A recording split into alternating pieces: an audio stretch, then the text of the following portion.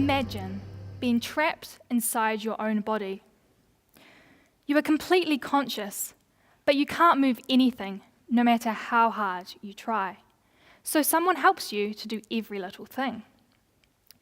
Perhaps worst of all, despite all this, your mind is functioning just like normal. You know what you want to say, but you can't move your mouth to say the words. You can't ask for a drink or tell your family you love them. You can't communicate your needs or your thoughts. This is what life was like for my granddad in the last year of his life. He suffered from the neurodegenerative condition, motor neuron disease. I watched as he grew weaker and his speech became too difficult to understand. In the last few months, the only part of his body he could move was his eyes. You might think it would be impossible for him to communicate with these physical restrictions. He couldn't speak, write, or type. As a speech therapist in training, I was really interested in the help he was provided to communicate. For my granddad, one option was given. This was a printed alphabet board which had to be held out in front of him. A laser pointer was sellotaped to his glasses, and he could shine the red light onto the letter he wanted to spell. This was a slow process. He found it difficult to control the laser, and he could not communicate independently, as someone had to come and hold the board up for him. One time, which I remember well, was a day when we were helping my grandma find her Wi-Fi password.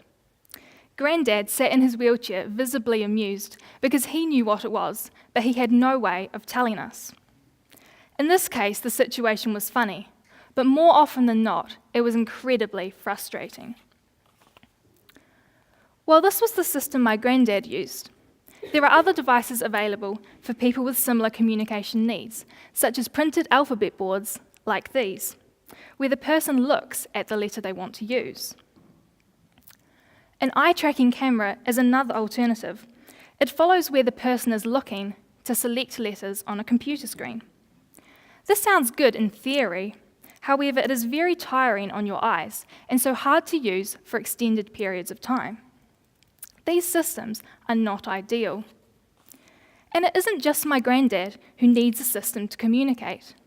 There are many people who can't speak, but also have other physical disabilities, which mean they cannot type or write their message.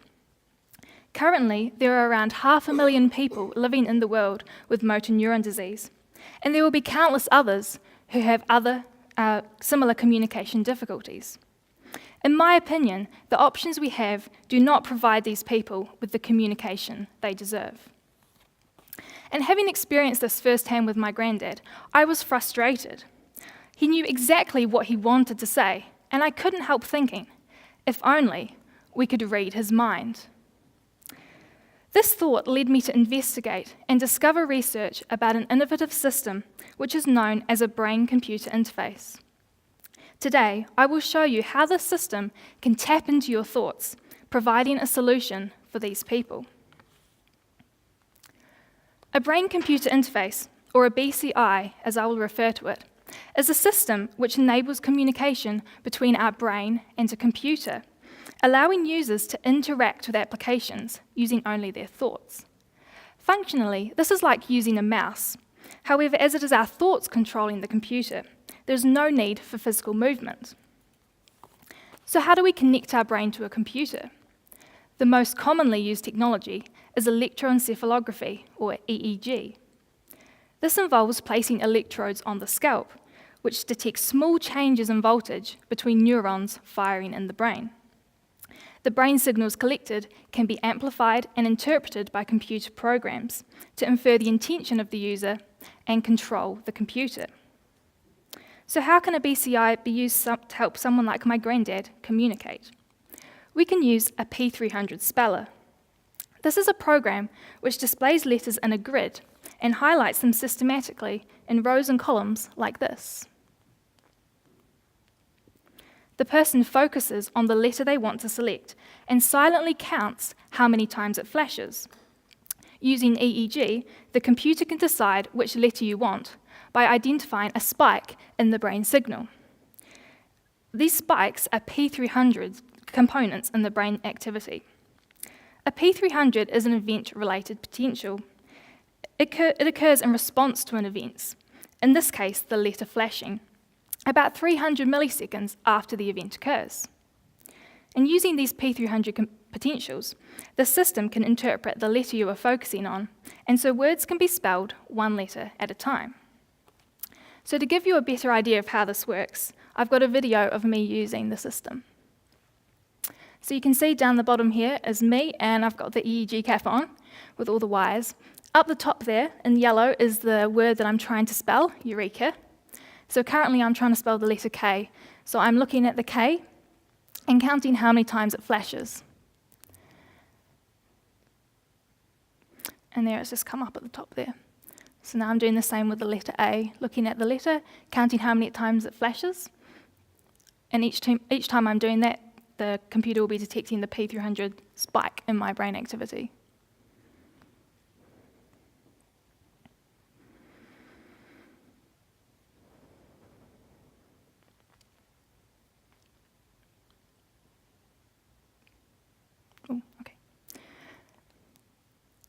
So if a BCI such as this is to be used with patients in the real world, it's important to know how well it compares to the existing systems.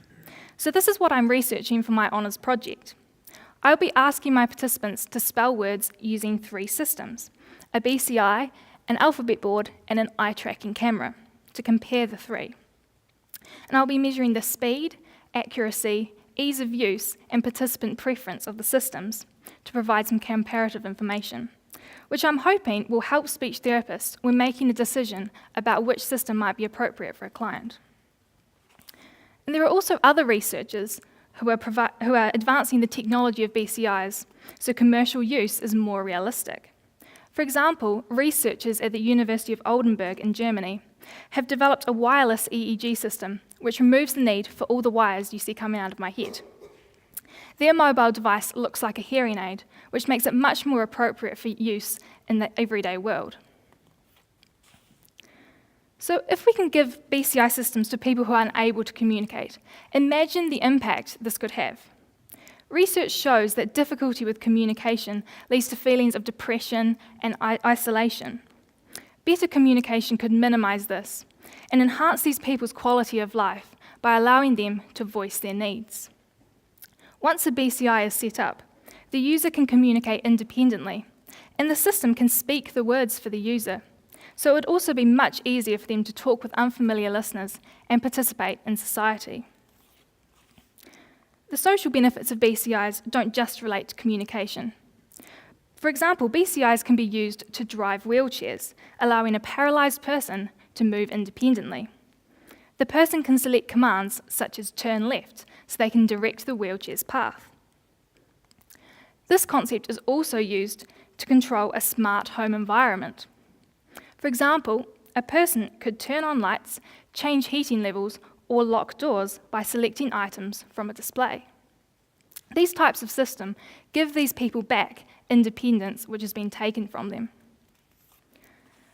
A further area where BCIs are also applied is the field of prosthetics. EEG can be used to give the person control over their new limb by imagining the movement they want to make. It is clear the huge benefits this technology could have on the lives of these individuals. And while these areas focus on very specific needs, there are other applications which will involve the wider population of New Zealand and bring economic potential. The gaming industry makes billions of dollars in profit each year.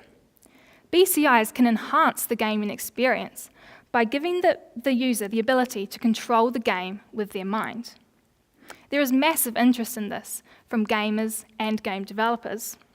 Therefore, there is the potential for New Zealanders to get involved in this market by designing software or hardware to utilise BCIs. It's hard to imagine how BCIs could impact our lives in the future, but now's the time for New Zealanders to start thinking about this. So considering all this, you might think BCIs will never be economically viable when you need all the specialist equipment for them to work. However, new developments mean the cost is reducing. There are options for software, which is open source and so free to use. And researchers are proving that covering the whole scalp with electrodes is no longer necessary. The University of California Brain-Computer Interface Lab have developed a BCI system which they say costs about $300, which is even less than the price of an iPhone.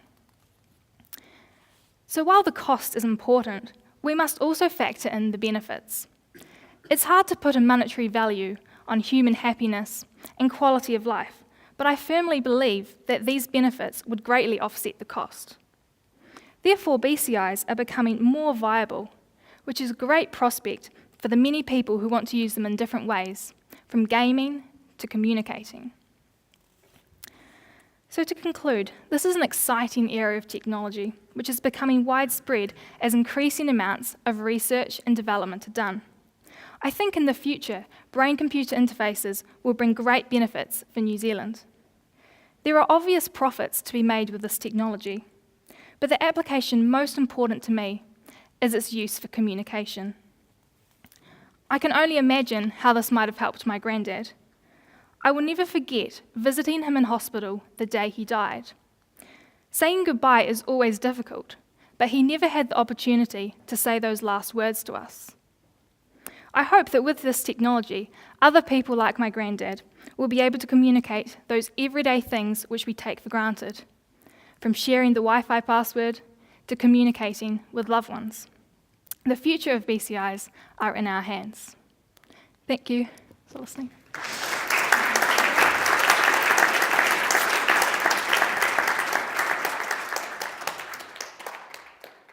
Can you just elaborate for me? I'm a bit dense on this.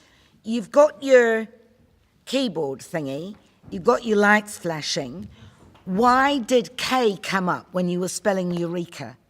Okay, so I'm looking at the K and I'm counting the K. You're counting the number of flashes? Yes, and so that's just a way for me to be really focusing on that letter. And so what's happening in the EEG signal is that there's those P300 spikes, which it was a downward spike just because of the way the graph's laid out. So there'll be those spikes, and it's averaging what's happening after every letter that flashes. So basically, if you think of it like a row flashes, if the K was in that row, there would have been a spike. So your brain responds to the K flashing? Yes. And therefore, the machine figures out that it's K that you want? Yes. Yeah, and how many times, is there an optimum number of times that it has to flash before it goes in? Yes, so you have a calibration at the start. So for me, I needed it to flash 15 times for it to be accurate enough that it would get the right letter. Yeah. This is a very good review of the existing research and the existing technology. Is your research taking us in any new directions? I guess I'm looking at the speech, application for communication and really focusing on that because a lot of the research is looking at, these other ways you can use it. And so I really wanted to compare the existing systems to this because I couldn't find, there's no research on that currently. So yeah, that's kind of where I'm looking at. All right, thank you. Thank you.